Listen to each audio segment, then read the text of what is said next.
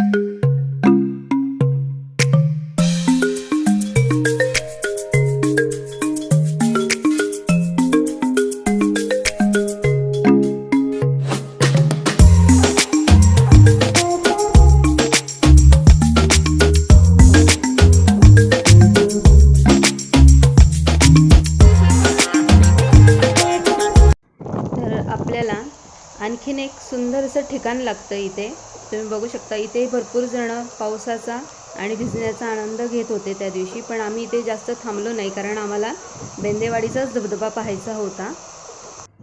तर ही आलेली आहे बेंदेवाडी आणि ह्या कमाणीतून आपण आतमध्ये गेलो की आपल्याला गाव लागतं आणि इकडे बाहेरच गाडी लावायची, पुढे गाडी जात नाही, गाडी लावायला जागा नाही आहे। आणि आता पुढे धबधब्यापर्यंत कसं जायचं तेही मी तुम्हाला सांगते।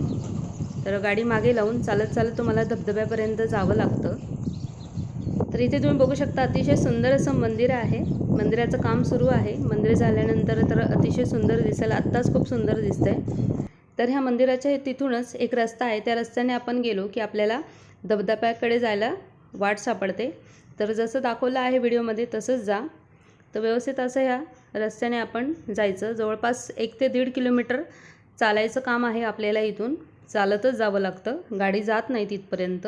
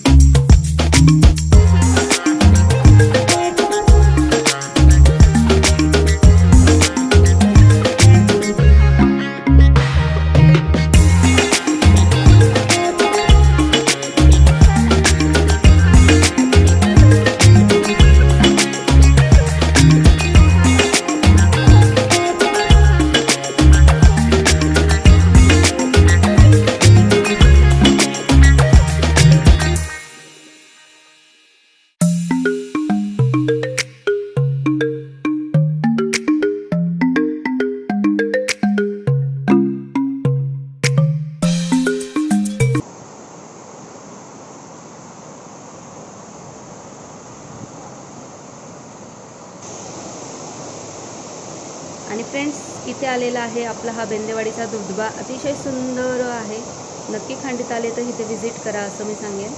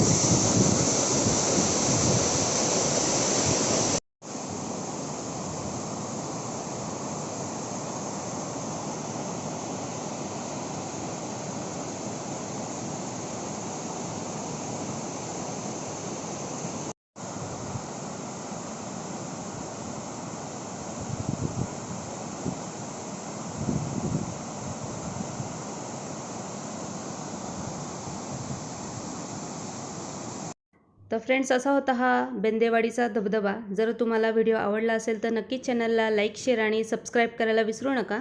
आणि पुन्हा एकदा भेटूया अशाच एका छानशा व्हिडिओमध्ये। तोपर्यंत थँक्यू सो मच. आज तुम्ही वेळात वेळ काढून माझा व्हिडिओ बघितला त्याबद्दल तुम्हा सर्वांचे मनापासून आभार मानते. Bye bye. Take care.